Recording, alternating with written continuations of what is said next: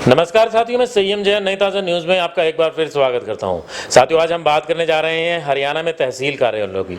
तहसील कार्यालय एक ऐसी जगह है, सरकारी जगह ऐसी है जहां पर हर रोज सैकड़ों लोगों को काम करने जाना पड़ता है।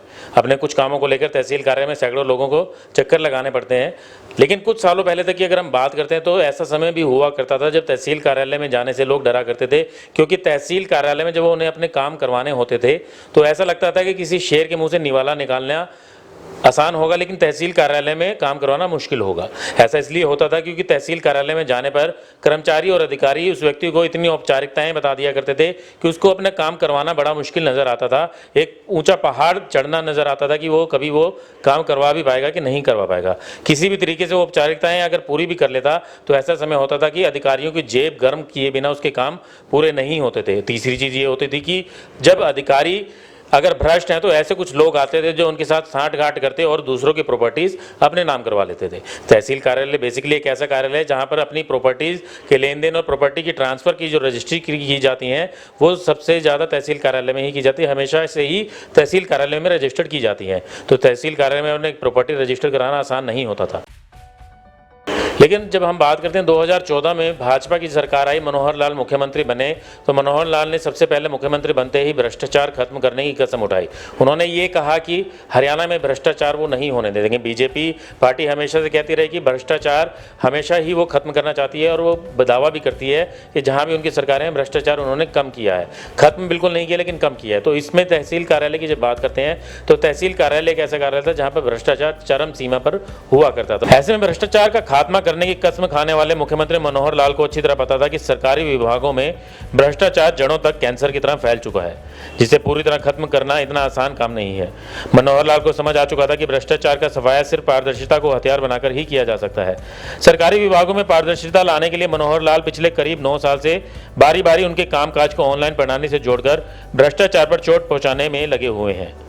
इस दौरान तहसीलों में होने वाली गड़बड़ी और भ्रष्टाचार की शिकायतें भी मुख्यमंत्री मनोहर लाल के पास लगातार पहुंच रही हैं। बेशक पोर्टल को लेकर विपक्षी दलों द्वारा उनकी लाख आलोचनाएं क्यों न की जा रही हो, लेकिन उन्होंने पोर्टल के माध्यम से सरकारी तंत्र से भ्रष्टाचार को मिटाने की ठान ली है। ऐसे में उन्होंने तहसीलों में भ्रष्टाचार का खात्मा करने के लिए ठोस कदम उठाते हुए जमाबंदी पोर्टल बनाने के आदेश दिए। लेकिन जमीन के रिकॉर्ड से संबंधित पोर्टल तैयार करना इतना आसान नहीं था। कड़ी मशक्कत से प्रदेश की 143 तहसीलों और उप तहसीलों से वेब हेलरीज प्रणाली का उपयोग करते हुए प्रबंधन कार्यों को कंप्यूटराइज किया गया। इस पूरे कार्य के लिए सबसे बड़ी टास्क ये थी कि 18 करोड़ 50 लाख दस्तावेजों को स्कैन किया जाना था। ये एक बहुत बड़ी चुनौती थी, लेकिन हरियाणा सरकार ने इसे सर्च किया और जो अधिकारी और कर्मचारी इसमें लगे हुए थे उन्होंने 18 करोड़ 50 लाख दस्तावेजों को स्कैन करके पूरा रिकॉर्ड ऑनलाइन कर दिया। जमाबंदी पोर्टल तैयार होने के बाद मुख्यमंत्री मनोहर लाल ने 25 दिसंबर 2022 को इसे लॉन्च करने के बाद ऑनलाइन काम शुरू करने के आदेश दे दिए। दोस्तों, पहले पटवारियों से फर्द या कोई अन्य दस्तावेज निकलवाना हो तो लोगों के जूते घिस जाते थे। अब लोग ऑनलाइन आवेदन कर कागजात आसानी से हासिल कर रहे हैं। एक ऑनलाइन फर्द के लिए सर्विस चार्ज मात्र 100 रुपये देना पड़ता है, जबकि पहले इस काम के लिए हजारों रुपए सुविधा शुल्क देना पड़ता था। अब लोग मनोहर लाल द्वारा तैयार की गई इस सौगात का खूब फायदा उठा रहे हैं। जमाबंदी पोर्टल लॉन्च होने के बाद मात्र 4 महीने में करीब 10,000 से ज्यादा लोगों ने डिजिटल हस्ताक्षर युक्त ई फर्द ऑनलाइन डाउनलोड किया है। इस पोर्टल पर ई फर्द के अलावा भूमि डेटा से संबंधित सभी जानकारियां जैसे ई खसरा, खतौनी, जमीन का नक्शा, प्रॉपर्टी रजिस्ट्रेशन, स्टाम्प शुल्क कैलकुलेटर आदि सेवाएं उपलब्ध करवाई जा रही हैं। साथियों, ऐसा नहीं है कि इस पोर्टल के लॉन्च होने के बाद तहसील कार्यालय में भ्रष्टाचार पूरी तरह से खत्म हो चुका है। तहसील कार्यालय में अभी भी भ्रष्टाचार व्याप्त हो सकता है। ऐसे समय समय पर आरोप लगते भी रहते हैं कि तहसील कार्यालय में भ्रष्टाचार चल रहा है। इसके अलावा जो है तहसील के अंदर जो दिक्कतें भी लोगों को अभी भी उठानी पड़ रही हैं, लेकिन सरकार उसे ठीक करने में लगी हुई है।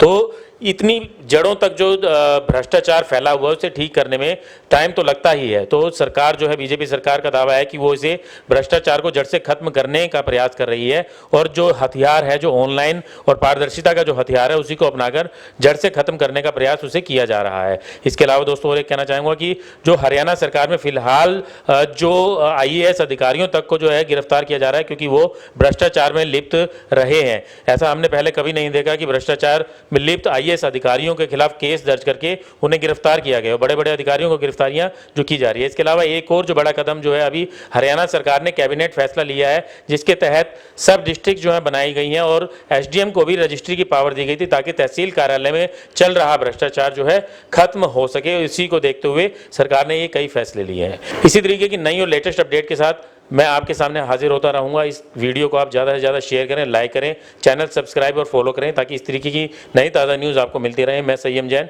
कैमरामैन अशोक के साथ नई ताज़ा न्यूज़, हिसार।